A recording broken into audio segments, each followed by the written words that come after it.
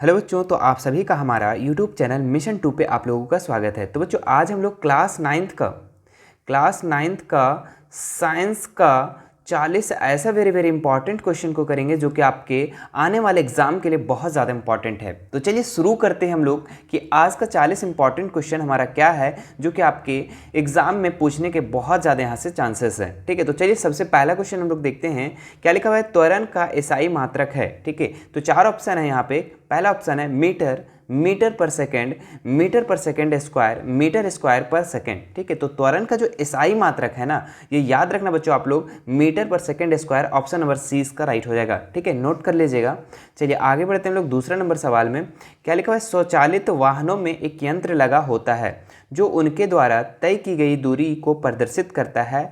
इस यंत्र को कहते हैं। ठीक है, तो जो वाहन होता है बच्चों, ठीक है, उसके आगे में एक मशीन लगा होता है। ठीक है, मीटर लगा होता है। ठीक है, जो दूरी को मापता है कि आप कितने किलोमीटर चले, 4 किलोमीटर, 5 किलोमीटर, 80 किलोमीटर, 70 किलोमीटर, कितने किलोमीटर चले।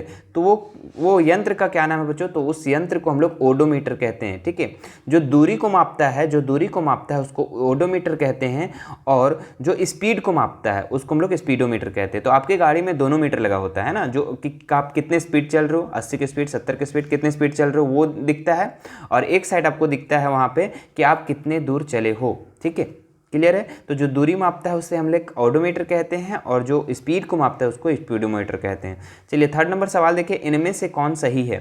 ठीक है, तो यहाँ पे देखिए v बराबर u प्लस ए टी, भी बराबर u माइनस ए टी, ए बराबर u प्लस भी प्लस यू बाई टी, भी प्लस यू बराबर ए टी। ठीक है, तो इसका जो राइट आंसर हो जाएगा ऑप्शन नंबर ए, भी बराबर u प्लस ए टी। ठीक है, चलिए आगे बढ़ते हैं हम लोग 4 नंबर सवाल। चंद्रमा की सतह पर किसी वस्तु का भार पृथ्वी की सतह पर उसके भार का कितना गुना होता है? ठीक है, तो 6, 1/2, 2 या फिर 1/6। ठीक है, तो चंद्रमा की सतह पर पृथ्वी का जितना भार होता है उसका 1/6 चंद्रमा पर होता है। ऑप्शन नंबर डी इसका राइट हो जाएगा। चलिए 5 नंबर सवाल देखते हैं हम लोग। न्यूटन किसका मात्रक है? तो आप लोग को पता होगा कि न्यूटन किसका मात्रक है? बल का मात्रक है। ऑप्शन नंबर ए इसका राइट हो जाएगा। चलिए 6 नंबर सवाल देखते हैं हम लोग। किसी गतिशील पिंड का वेग आधा करने से उसका संवेग हो जाता है। ठीक है, आधा हो जाता है, दुगुना हो जाता है, चौगुना, या फिर एक चौथाई। ठीक है, चौथाई। ठीक है, तो इसका जो राइट आंसर हो जाएगा बच्चों, ठीक है, आधा। क्या हो जाएगा?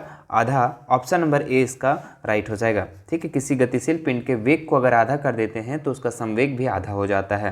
चलिए 7 नंबर सवाल देखो। रॉकेट किसके सिद्धांत पर कार्य करता है? ऊर्जा का संरक्षण, द्रव्यमान का संरक्षण, संवेग का संरक्षण, इनमें से कोई नहीं। ठीक है, तो रॉकेट का जो सिद्धांत है बच्चों, ये आपका संवेग का संरक्षण पे कार्य करता है। तो ऑप्शन नंबर सी इसका राइट हो जाएगा। चलिए 8 नंबर सवाल देखेंगे आप लोग। दो पिंडों के बीच गुरुत्वाकर्षण का बल निर्भर नहीं करता है। ठीक है, उनके बीच की दूरी पर, उनके द्रव्यमान के गुणनफल पर, उनके द्रव्यमान के योग पर, या फिर गुरुत्वाकर्षण के नियतांक पर। ठीक है, तो 8 नंबर का आपका जो आंसर हो जाएगा बच्चों, दो पिंडों के जो बीच गुरुत्वाकर्षण बल निर्भर नहीं करता है, वो उनके द्रव्यमान के योग पर। ठीक है, उनके द्रव्यमान के योग पर, नोट कर लीजिएगा। ठीक है, चलिए आगे देखते हैं हम लोग 9 नंबर सवाल।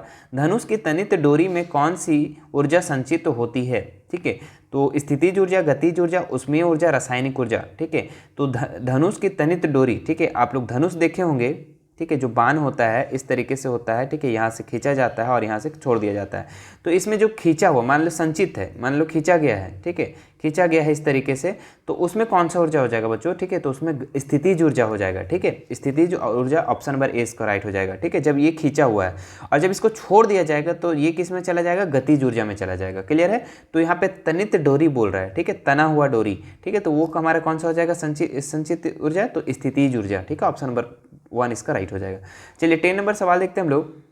कार्य करने की दर को कहते हैं ऊर्जा, शक्ति, बल या दाब। ठीक है, तो इसका जो राइट आंसर हो जाएगा, कार्य करने की दर को क्या कहते हैं? शक्ति कहते हैं बच्चों। ठीक है, ऑप्शन नंबर बी इसका राइट हो जाएगा। ठीक है, नोट कर लेना कि शक्ति को कार्य करने की दर कहते हैं। ठीक है, चलिए आगे बढ़ते हैं हम लोग। किसी वस्तु का वेग दुगुना कर दिया जाए तो इसकी गतिज ऊर्जा कितनी हो जाएगी? ठीक है, दुगुनी, आधी, चौगुनी, या फिर एक चौथाई। तो किसी वस्तु का वेग को अगर हम दुगुना कर देते हैं तो इसकी गतिज ऊर्जा जो हो जाएगा ये चौगुनी हो जाएगी बच्चों, ठीक है। ऑप्शन नंबर सी इसका राइट हो जाएगा, नोट कर लीजिएगा। चलिए आगे बढ़ते हैं हम लोग। 12 नंबर सवाल, आवृत्ति का एसआई मात्रक है, ठीक है। आवृत्ति का एसआई मात्रक, ठीक है, बच्चे लोग को पता होगा ये सवाल का आंसर, ठीक है। 4 ऑप्शन है, मीटर, हर्ज, सेकेंड या न्यूटन, ठीक है। तो आवृत्ति का जो एसआई मात्रक है ये हर्ज है, ठीक है, HZ, ठीक है, याद रखना, आप लोग नोट कर लेना। चलिए आगे देखते हैं हम लोग 13 नंबर सवाल, इनमें से तरंग वेग, ठीक है, भी, तरंग धैर्य लैम्डा और आवृत्ति के बीच सही संबंध कौन सा है, ठीक है। तो यहाँ पे भी लिखा हुआ है v बराबर n लैम्डा, v बराबर n बटा लैम्डा, ठीक है, n बराबर v लैम्डा या फिर लैम्डा बराबर v लैम्डा, ठीक है। तो इसका आंसर बताइएगा आप लोग कौन सा हो जाएगा। तो इसका राइट आंसर जो हो जाएगा आप लोग का v बराबर n lambda, option number A इसका राइट हो जाएगा, ठीक है। इन तीनों के बीच का संबंध है, ठीक है, बहुत इंपॉर्टेंट है, ठीक है, नोट कर लेना। चलिए आगे देखते हैं हम लोग 14 नंबर सवाल, क्या लिखा है, इनमें से कौन सा पदार्थ है, ठीक है। तो पदार्थ यहाँ पे पूछ रहा है कौन सा पदार्थ है, ठीक है। तो गंध बताओ, कोई गंध स्मेल आ रहा है, ठीक है, कोई गंध जैसे अगरबत्ती का आ रहा है, ठीक है, या फिर नाली वगैरह का गंध आ रहा है, तो कोई पदार्थ है क्या, वो तो सेंट है ना, वो तो कुछ है नहीं, ठीक है, तो ये नहीं होगा पदार्थ। ठंडा, ये तो महसूस फीलिंग है बच्चों, ठीक है, फीलिंग क्या पदार्थ है, कुछ नहीं है, ठीक है।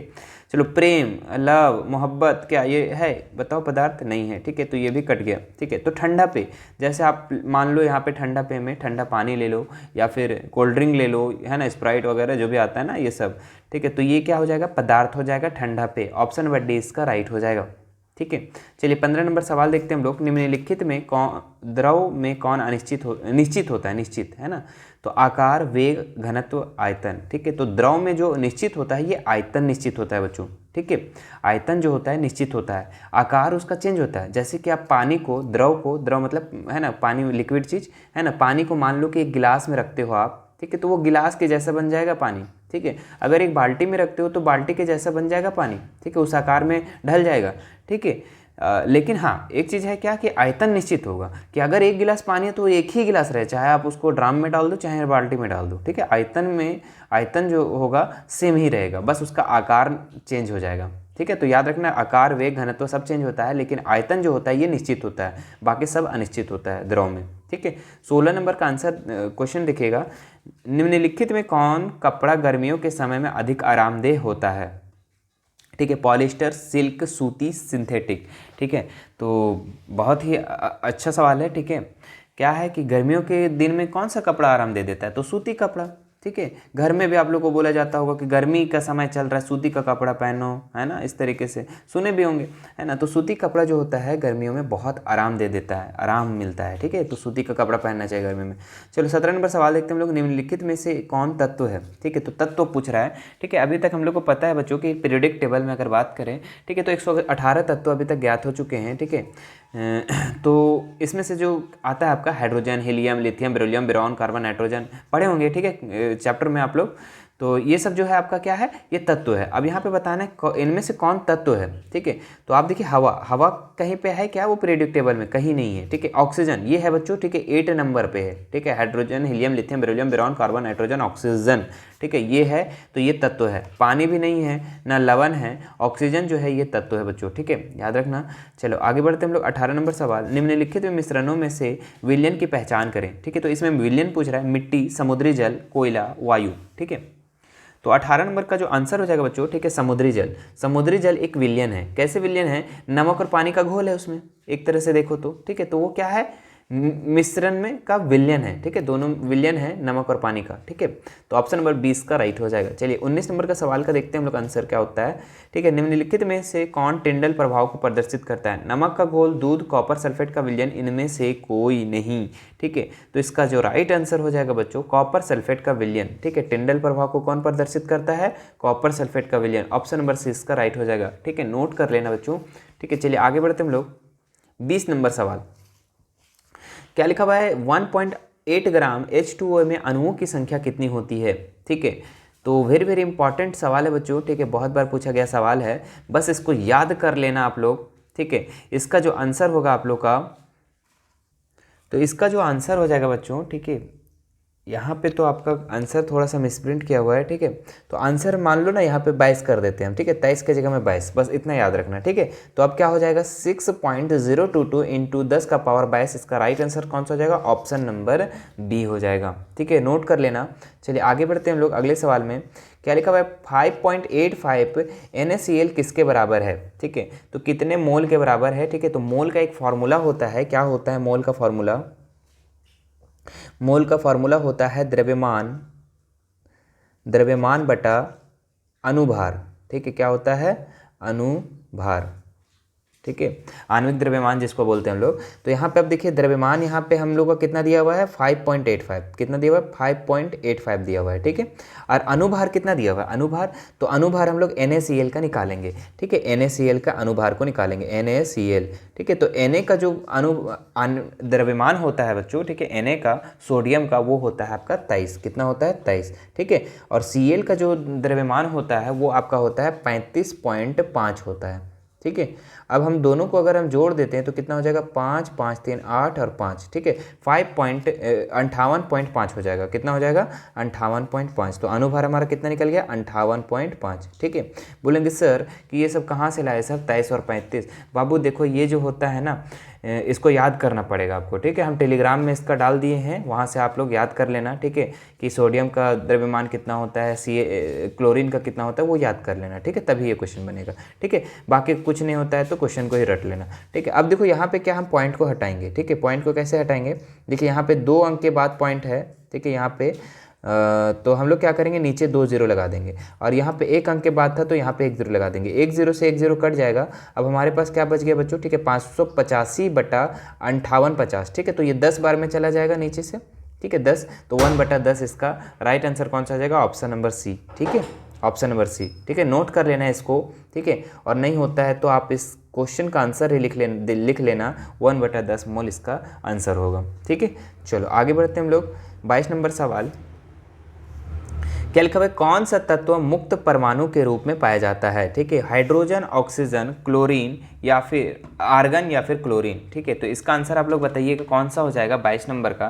तो इसका आंसर जो हो जाएगा बच्चों आर्गन। आर्गन क्या होता है, ये जो होता है परमाणु मुक्त रूप में पाया जाता है, ऑप्शन नंबर सी इसका राइट हो जाएगा, नोट कर लेना, ठीक है। चलिए आगे बढ़ते हैं। केनाल किरणें किसका किरण पुंज है, प्रोटॉन का, इलेक्ट्रॉन का, न्यूट्रॉन का या फिर अल्फा कण का, ठीक है। तो केनाल किरणें किसका किरण पुंज है बच्चों, तो प्रोटॉन का, ऑप्शन नंबर ए राइट हो जाएगा, ऑप्शन नंबर ए इसका सही हो जाएगा। चलिए 24 नंबर सवाल देखते हैं हम लोग, क्या लिखा हुआ है। देखिए काफ़ी इंपॉर्टेंट सवाल है, बहुत बार पूछा गया है ना। किसी तत्व के परमाणु में 18 न्यूट्रॉन और 17 प्रोटॉन है, तत्व का परमाणु द्रव्यमान होगा, ठीक है। जब भी परमाणु द्रव्यमान निकालने बोलेगा, क्या परमाणु द्रव्यमान, तो आपको क्या करना है न्यूट्रॉनों की संख्या और प्रोटॉनों की संख्या को जोड़ देना है, ठीक है। तो न्यूट्रॉन कितना है 18 है तो 18 लिख देंगे, और प्रोटॉन कितना है 17 तो 17 लिख देंगे, दोनों को जोड़ देंगे तो आ जाएगा हमारा 35, ठीक है। तो इसका परमाणु द्रव्यमान कितना निकल गया बच्चों 35, ठीक है। ऑप्शन नंबर ए इसका राइट हो जाएगा, ठीक है।